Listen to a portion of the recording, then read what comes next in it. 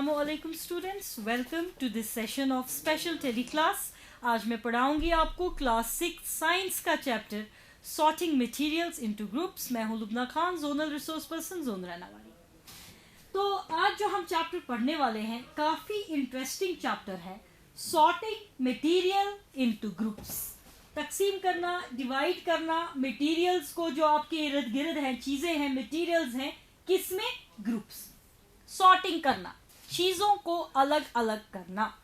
अब यहाँ पे दो सवाल हैं, हम सॉर्टिंग करें तो क्यों करें, किस लिए करें, और अगर सॉर्टिंग करें भी तो कैसे करें। इस पूरे चैप्टर में हमें यही देखना है कि सॉर्टिंग हम क्यों करें, इससे क्या फ़ायदा है, क्यों हम चीज़ों को ग्रुप्स में डिवाइड करें, और अगर करें भी तो किस तरीके से हम चीज़ों के ग्रुप्स बनाएं।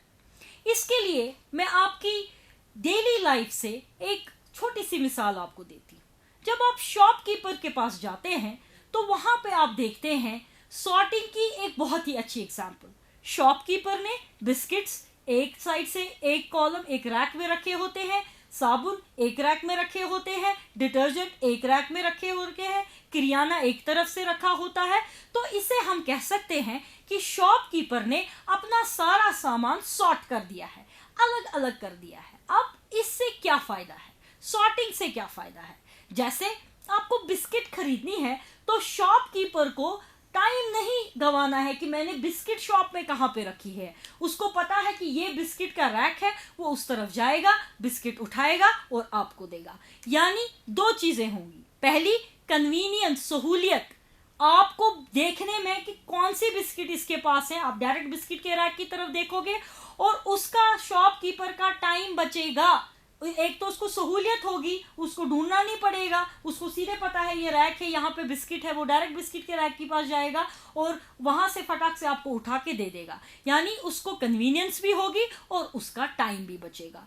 तो सॉर्ट करना, चीज़ों को अलग अलग करने से, सॉर्ट करने से सहूलियत होती है, कन्वीनियंस होती है। और जब भी किसी चीज़ को करने में सहूलियत होती है, कन्वीनियंस होती है, उससे हमारा वक्त बचता है।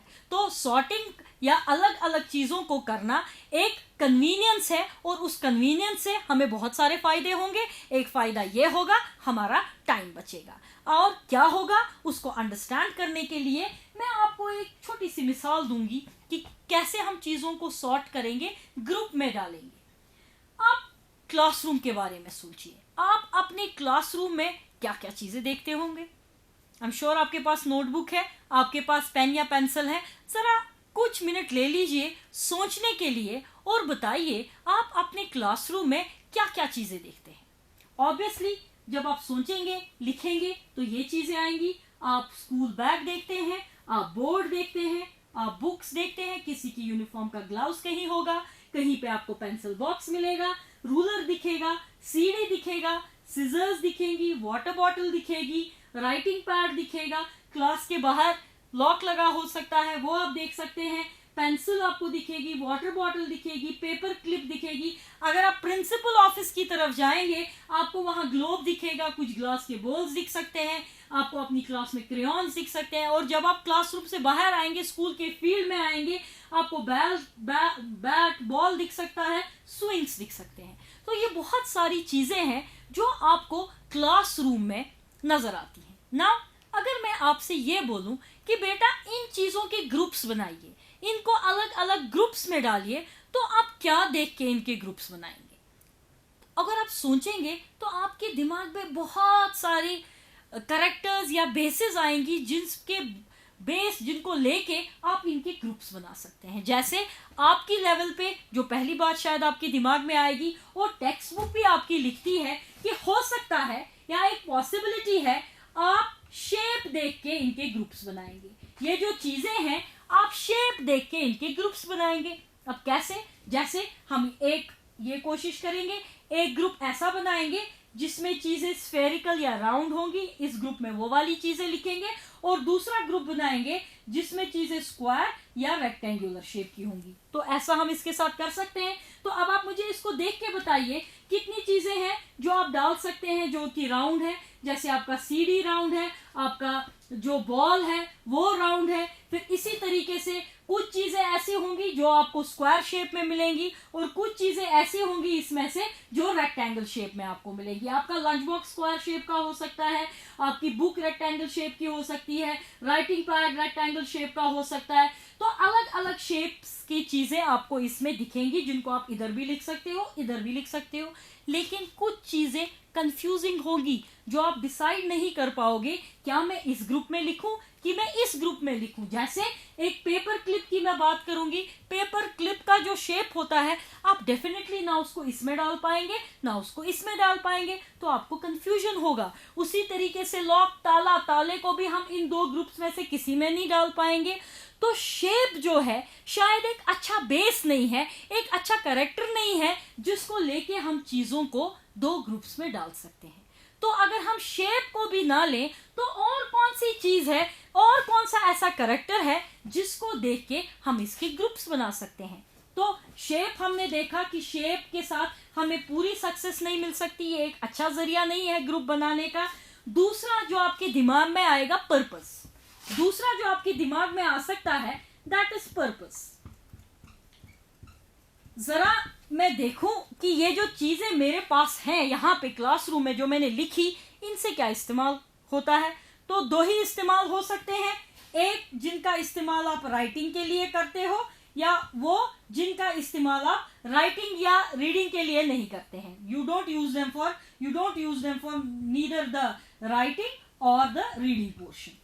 तो दो ग्रुप्स हम ऐसे बना सकते हैं। तो कुछ चीजें ऐसी हैं इसमें से जो रीडिंग साइड पे आएंगी, राइटिंग साइड पे आएंगी, और कुछ चीजें ऐसी हैं जो ना आप रीडिंग के लिए इस्तेमाल करते हैं ना राइटिंग के लिए इस्तेमाल करते हैं। लेकिन कुछ चीजें ऐसी भी आपको इसमें दिखेंगी जिसमें आपको कंफ्यूजन होगा कि क्या मैं उसको इस ग्रुप में डालूं कि मैं उसको इस ग्रुप में डालूं, क्या वो मेरी पढ़ाई से एसोसिएटेड है या नहीं एसोसिएटेड है।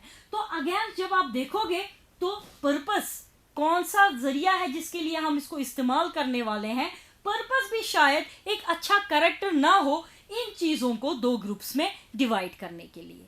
तो आपकी लेवल पे तीसरी ऐसी कौन सी चीज है जो आपके दिमाग में आ सकती है जिसको देख के आप बता सकते हैं इसके दो ग्रुप्स बना सकते हैं। वेट, आप वेट की बात करेंगे, आप इस देखेंगे इसमें से हैवी कौन है और लाइट कौन है। चलो जी, मैं दो ग्रुप्स बनाता हूं, मैं उसमें देखता हूं कि हैवी और दूसरे साइड से लिखता हूं लाइट चीजें। हम देखेंगे कि ये भी शायद एक अच्छा जरिया नहीं होगा किसमें, ग्रुप्स में डिवाइड करने का।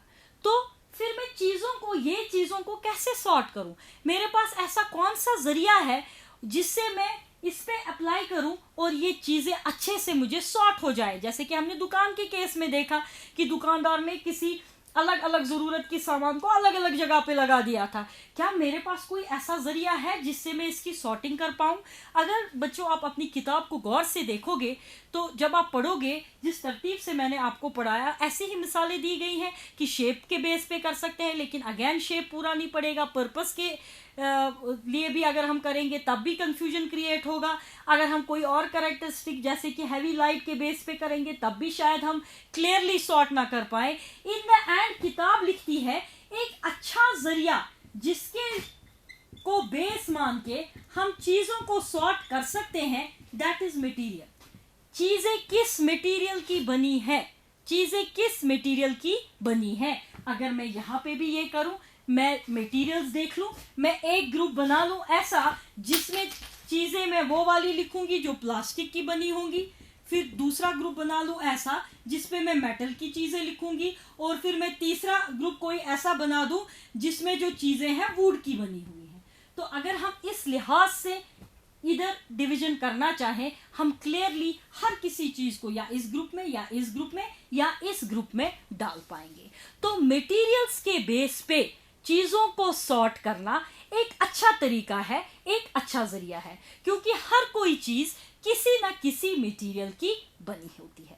तो अगर हम सॉर्टिंग करना चाहते हैं, चीजों को ग्रुप्स में डालना चाहते हैं, तो हम मटेरियल के बेस पे चीजों को सॉर्ट कर सकते हैं।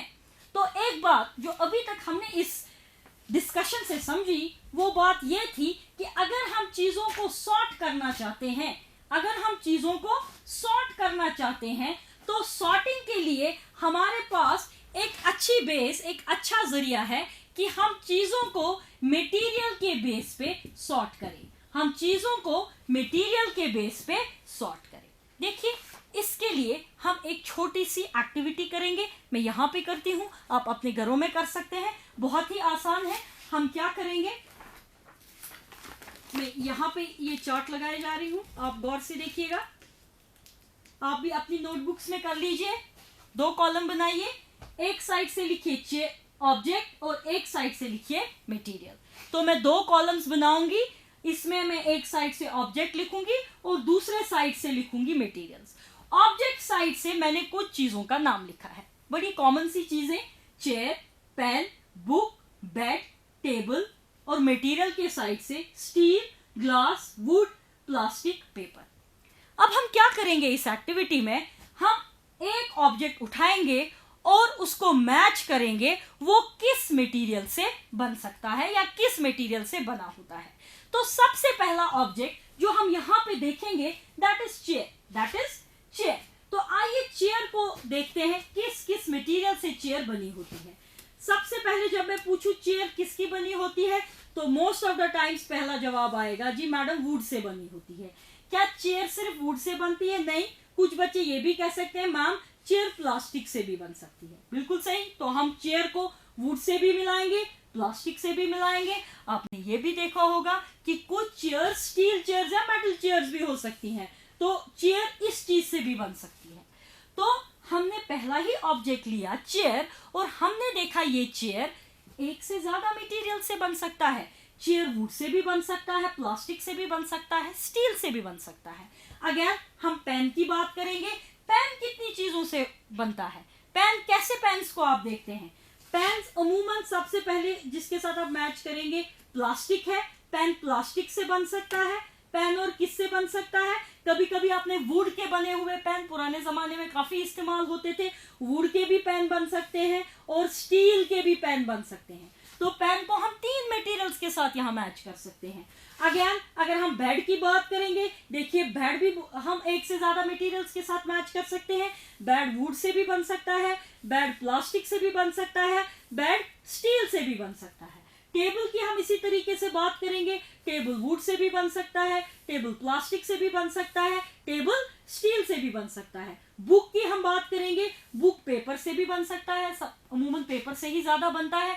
और कुछ बुक्स आमतौर पे जो छोटे बच्चों के लिए, बिगिनर्स के लिए, टॉडलर्स के लिए किताबें आती हैं, वो कुछ किताबें प्लास्टिक से भी बनती हैं। इसलिए बनती हैं ताकि बच्चे काटे ना, क्योंकि छोटे बच्चे अक्सर पेपर की बनी हुई बुक्स को काटते हैं। तो हमने यहाँ पे एक रिलेशन सीखी, या एक रिलेशन जो हमने यहाँ पे ड्राइव की वो क्या है, जरा इसको सोच के मुझे बताइए। हमने यहाँ पे कौन सी चीज सीखी? विच रिलेशन डिड वी लर्न? हमने अगर इस एक्टिविटी से कोई चीज सीखी, वो ये सीखी कि एक ऑब्जेक्ट, कोई भी ऑब्जेक्ट मोर देन 1 मटेरियल से बन सकता है। It can be form of more than one material. It can be formed of more than one material. तो चीज जो हमने यहाँ पे इस एक्टिविटी से सीखी, कोई रिलेशन जो हमने इस एक्टिविटी से डिराइव किया या सीखा, वो ये था कि एक ऑब्जेक्ट एक से ज्यादा मटेरियल से बन सकता है। जैसे हमने चेयर के केस में देखा कि चेयर सिर्फ वुड से नहीं बन सकती है, चेयर प्लास्टिक से बन सकती है, चेयर स्टील से बन सकती है। बाकी ऑब्जेक्ट्स के साथ भी हमने यही देखा कि एक ऑब्जेक्ट एक से ज्यादा मटेरियल से बन सकता है। तो फिलहाल हम इस चीज को याद रखेंगे कि एक ऑब्जेक्ट एक से ज्यादा मटेरियल से बन सकता है। अब हम एक और एक्टिविटी करेंगे, बिल्कुल इसके ऑपोजिट तरह में करेंगे। फिर से हम यही करेंगे। अपने नोटबुक्स में आप क्या करेंगे, आप 2 कॉलम्स बनाइए। इस बारी पहले कॉलम में आप मटेरियल लिखिए और दूसरे कॉलम में आप ऑब्जेक्ट लिखिए। यानी पहली एक्टिविटी का हम उल्टा करेंगे, तो मुझे बताइए वुड से क्या क्या चीजें बन सकती हैं? वुड से कौन कौन सी चीजें हम बना सकते हैं? हाँ, हम फर्नीचर बना सकते हैं वुड से। We can make furniture with wood, we can make toys with wood, we can make household items with would.